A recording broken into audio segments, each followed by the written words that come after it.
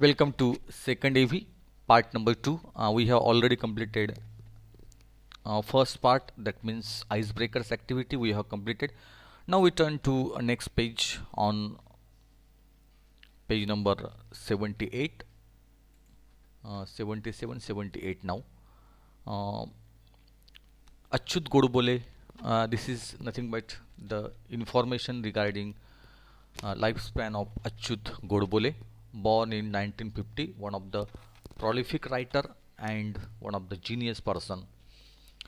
Achyut Godbole, born 1950, is well known for his writings in Marathi and English. तर दोघही भाषेमध्ये त्यांनी प्रभुत्व त्यांचं अतिशय छान असं प्रभुत्व आहे. He is a prolific writer in various genres. Prolific means विपुल प्रमाणात किंवा ज्याला आपण म्हणतो विविधता जी आहे त्या लेखनातली जी क्रिएटिव्हिटी असते त्याला प्रॉलिफिक असं म्हणतात, की एक प्रोमिनन्स जो आहे प्रॉलिफिक रायटर आहेत ते, की त्यांना एक विपुलता आहे, त्यात एक नाविन्यता आहे, एक निर्मितीक्षम ज्याला म्हणतो आपण, प्रॉडक्टिव्ह ज्याला म्हणतो आपण, त्याला म्हणतात prolific. He is a prolific writer in various genres. तर विविध जे जनर्स आहेत, विविध प्रकारचे जे काही जनर्स आहेत, विविध प्रकारचे जे क्षेत्र आहेत, प्रत्येक क्षेत्रात त्यांचं एक हातखंड आहे, एक चांगल्या पद्धतीने त्यांचं लिखाणकाम जे आहे आणि अतिशय व्हर्सेटाईल व्यक्तिमत्व आहे. मला तर वैयक्तिक खूप आवडतात अच्युत गोडबोलेंचं. मी खूप वाचलेलं आहे त्यांचं. मुसाफिर मी नुकतंच आत्ता 2 महिन्यापूर्वी ते वाचून पूर्ण केलं. स्वतः मी ते पुस्तक मागवलं आणि अतिशय सुंदर पुस्तक आहे. तुम्ही पण ते वाचा. मुसाफिर नावाचं अतिशय सुंदर पुस्तक आहे. त्यांचं मनात नावाचं पुस्तकसुद्धा अतिशय सुंदर आहे. एकसं एक पुस्तकं त्यांची आहेत. खूपच अप्रतिम असं हे व्यक्तिमत्व आहे आणि अगदी ह्या लेखकाच्या आपण खरंच एक वेगळं असं त्यांच्या लेखनाचं एक एक शैली आहे, लेखनाची एक स्टाईल आहे आणि अतिशय सुंदर त्यांचं लिखाणकाम आहे. तर मी तुम्हाला सजेस्ट करेल की त्या ठिकाणी त्यांचे अनेक पुस्तकं आहेत. त्या पुस्तकांपैकी मुसाफिर पुस्तक प्रत्येकाने वाचावं इतकं सुंदर आहे. त्यानंतर बोर्डरूम आहे, त्यानंतर मनात नावाचं पुस्तक आहे. अशी भरपूर पुस्तकं त्यांनी लिहिलेली आहेत आणि खूपच छान असे सध्याच्या अलीकडच्या पिढीचे अतिशय सुंदर त्यांचे विविध क्षेत्रातली पुस्तकं आहेत. संगीत क्षेत्र आहे, कॉम्प्युटर आहे, तुमचं मानसशास्त्र आहे, तुमचं सायन्सशी रिलेटेड आहेत. भरपूर पुस्तकं. किमयागार अतिशय सुंदर आहे. मी स्वतः ते 2-3 पुस्तकं त्यांची वाचली आत्तापर्यंत. खूप नाही, पण मला मुसाफिर त्यांचं प्रचंड आवडलं आणि त्यांची जी लाईफ हिस्ट्री आहे, त्यांचं जे ॲटोबायोग्राफिकल स्केच आहे त्या ठिकाणी त्या मुसाफिरमध्ये त्यांनी दिलेली आहे. अतिशय सुंदर पुस्तके वाचा आपण. He is a prolific writer in various genres and has produced numerous original works as well as adaptations. Adaptation means translation. तर अनेक त्यांचं ओरिजिनल काम त्यांनी स्वतः तयार केलेलं आहे. स्वतः त्यांनी अनेक क्षेत्रात लिखाणकाम केलेलं आहे आणि काही रूपांतरं पण त्यांनी केलेली आहेत of works from other languages to मराठीत आणि इंग्लिशमधले किंवा इतर भाषांमधले अनेक त्यांनी पुस्तकं रूपांतरित केलेली आहे मराठी भाषेमध्ये. His writing style is informative and it very informal. त्यांची जी शैली आहे लेखनाची ती अतिशय इन्फॉर्मेटिव्ह आहे, माहिती वजा अशी शैली आहे आणि एक अनौपचारिक पद्धतीने ते लिहितात. इतकं सुंदर लिहितात की ते आपण वाचत राहावं. He became a chemical engineer from IIT Mumbai in 1972. 1972मध्ये ते IIT मुंबईमधनं त्यांनी केमिकल इंजिनिअरिंग जे आहे ते पूर्ण केलेलं आहे. And headed top management positions in companies of great repute. आणि अनेक अशा कंपनीमध्ये त्यांनी नावाजलेल्या कंपनीत त्यांनी स्वतः चांगल्या पदावर कामं केलेली आहेत आणि अतिशय छान त्यांचं काम त्यांनी करून दाखवलेलं आहे. This autobiographical sketch pen by Achyut Godbole depicts his journey from a middle class school boy to a famous writer. तर हा जो आपल्याकडे जो लेसन ह्या ठिकाणी आलेला आहे, जो पाठ्यांश आपल्याकडे आहे, ह्या पाठ्यांशामध्ये एक ॲटोबायोग्राफिकल स्केच आहे, एक आत्मचरित्रपट त्या ठिकाणी रेखाटन त्या ठिकाणी केलेलं आहे. अच्युत गोडबोले स्वतः त्यांनी ते लिहिलेलं आहे. डिपिक्ट्स हिज जर्नी, त्यांचा जो प्रवास आहे तो त्यांनी चित्रित केलेला आहे. अ मिडल क्लास स्कूल बॉय, एक मध्यमवर्गीय असा एक शाळकरी मुलापासून तर एखाद्या प्रसिद्ध लेखकापर्यंत त्यांचा तो प्रवास आहे. ते जे वैविध्य आहे प्रवासाचं ते त्यांनी इथे मांडलेलं आहे. He was a successful general manager of Patni computer system. तर अतिशय यशस्वी असं त्यांनी काम केलेलं आहे. सक्सेसफुल असं पटनी कॉम्प्युटरमध्ये त्यांनी एक यशस्वी व्यवस्थापक म्हणून त्यांनी काम केलं होतं. He headed many other reputed companies and later become a famous writer. त्यांनी अनेक कंपन्यांचे हेड म्हणून काम केलं आणि नंतर ते एक प्रसिद्ध लेखक म्हणून ते नावारूपाला आले.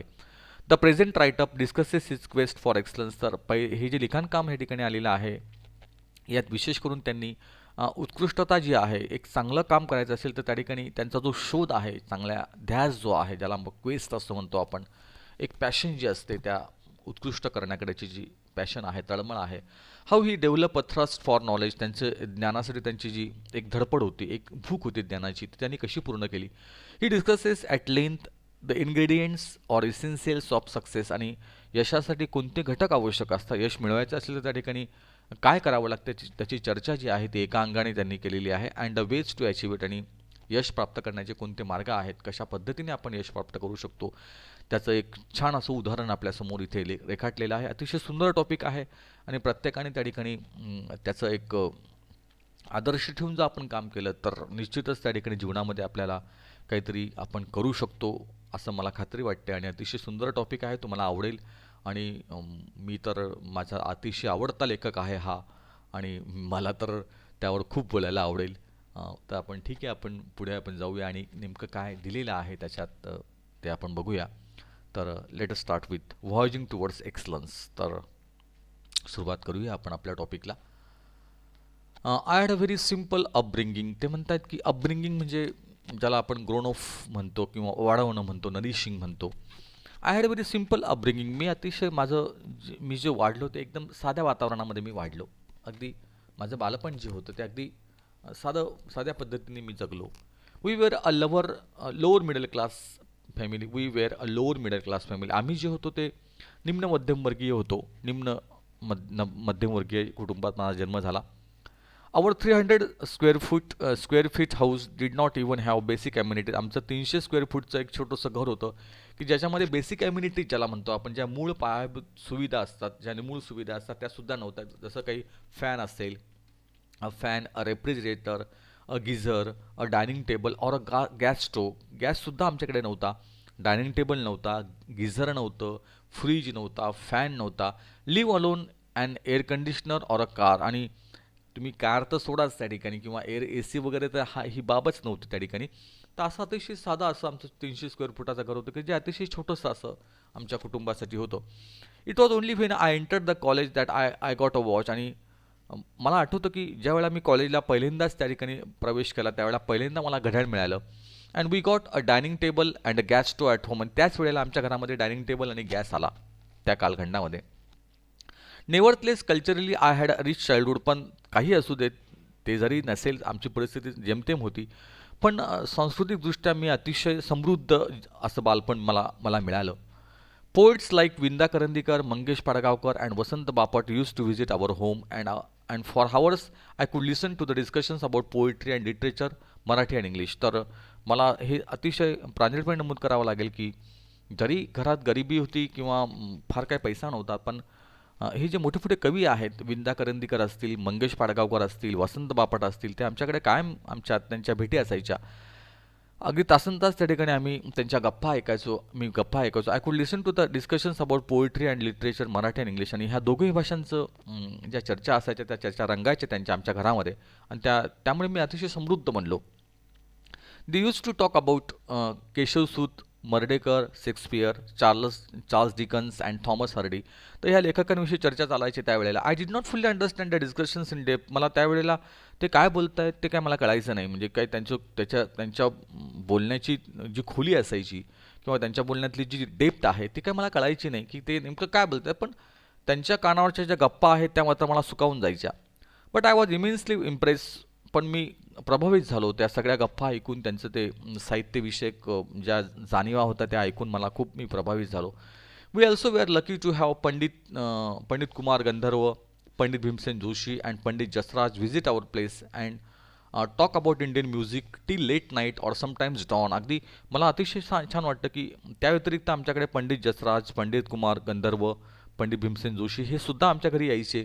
आणि भारतीय संगीताबद्दलच्या अगदी गप्पा त्या रंगायच्या रात्रीपर्यंत, पहाटेपर्यंत. त्या ठिकाणी अगदी डॉन म्हणजे पहाट, तर अगदी पहाटेपर्यंत आमच्या ह्या गप्पा रंगायच्या घरामध्ये.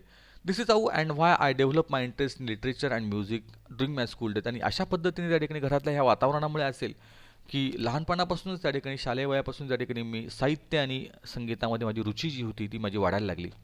I did not and even today don't understand the grammar of music. आजही मला तुम्ही विचारलं तर संगीतातलं कुठलंही व्याकरण मला माहिती नाही आहे. But I began to have love it tremendously since then. पण मला जरी संगीतातलं काही व्याकरण माहिती नाही, पण त्याच्यावर माझं खूप प्रेम आहे. त्याच्यावर ट्रिमेंडस म्हणजे अगदी खूप प्रमाणात माझं अतीव ज्याला म्हणतो आपण, tremendously to a very great extent. पण संगीतावर मी अतिशय प्रेम करतो, त्याच्यावर अतीव माझं प्रेम आहे. Most of the times the topics of discussion at our home were about music, literature, paintings, sculptures etcetera. आणि बऱ्याच वेळेला आमच्या घरामध्ये या ज्या चर्चा रंगायच्या त्या साधारणतः आमच्या संगीताविषयी, साहित्याविषयी, पेंटिंग्सविषयी, शिल्पकामाबद्दल. I could listen to the discussions about Van Gogh, Mozart and Michelangelo etcetera. आणि असे मोठे मोठे दिग्गज जे होते त्यांच्याबद्दलच्या मोझार्ट, मायकल एंजेलो बद्दलच्या चर्चा आम्ही ऐकायचो, बोलायचो, त्याच्याबद्दल आम्हाला ऐकायला मिळायचं. It was because of such a milieu means setting or social environment. तर अशा त्या सामाजिक वातावरणामुळे असेल. It was because of such a milieu around me that I had a firm belief which I still hold, that all arts are equally if not more important in our lives than science or technology. तर त्यामुळे माझ्या मनामध्ये एक विश्वास तयार झाला, एक firm belief मनामध्ये तयार झाला की विच आय स्टील होल्ड, आणि आजही तो विश्वास ठाम आहे, that all arts are equally if not true important in our lives. तर सगळ्या प्रकारच्या कला ज्या आहेत त्या जीवनामध्ये अतिशय महत्त्वाच्या आहेत. जेवढं सायन्स आणि तंत्रज्ञान महत्त्वाचं आहे, सायन्स टेक्नॉलॉजी तेवढंच त्या ठिकाणी कलेचंही महत्त्व त्या ठिकाणी आपल्या जीवनामध्ये आहे. I had learn from my childhood that money does not mean everything in life. आणि लहानपणापासून माझ्या मनावर असं बिंबवलेलं आहे की पैसा हे काही सर्वस्व नसतं जीवनामध्ये. It is necessary but if at all there is something which enriches our lives and puts meaning in our existence to our existence, it is the arts, music and literature. तर ते म्हणत आहेत की पैसा हा महत्त्वाचा असतो, मी असं म्हणणार नाही, पण but if at all there is something which enriches our lives, पण आपलं खरं जीवन समृद्ध करणाऱ्या ज्या गोष्टी असतील त्या पैशाव्यतिरिक्त and puts meaning to our existence, आणि आपल्या अस्तित्वाला जो एक अर्थ मिळतो तो आपल्या कशामुळे मिळतो, तर कला, संगीत आणि साहित्य हे तिघही क्षेत्र असे आहेत की जे आपल्या जीवनाला समृद्ध करत असतात. नुसता पैसा नाही, तर त्याबरोबर त्या ठिकाणी कला, संगीत आणि साहित्य हे सुद्धा अतिशय जीवनामध्ये महत्त्वाचं आहे. आणि त्यामुळे मला एक समृद्धता जी आहे ती मला मिळाली. This is not to say that I did not like science or mathematics. म्हणजे मला असं तुम्हाला म्हणायचं नाही की मला त्या ठिकाणी विज्ञान आणि गणितामध्ये त्या ठिकाणी मला आवड नव्हती. In fact I loved this subject. मला ते विषय खूप आवडायचे.